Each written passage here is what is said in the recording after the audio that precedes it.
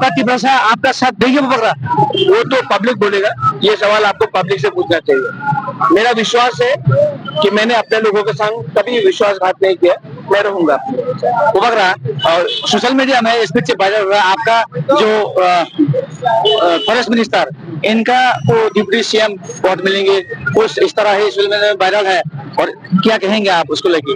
मुझे नहीं लगता कि ये सच है और मैं तो सबसे बात करते रहता हूँ और अगर मेरे पार्टी को किसी ने तोड़ने की कोशिश की तो मैं भी अपना रिएक्शन करूंगा, लेकिन जहां तक मुझे खबर है मेरा दिल्ली से भी रेगुलरली बात हुआ है, ऐसा कुछ नहीं हो रहा है। वो पक रहा ये त्रिपुरा का जो चीफ मिनिस्टर इनका पास से दो शब्द हम लोग ने सुना मतलब सुना है। एक बीजेपी एडीसी चुनाव में दखल करेंगे, दूसरा ये लोग जीतेंगे। ये दखल और जीतेंगे ये दो शब्द ये अलग अलग शब्द है ना, एक ही शब्द है।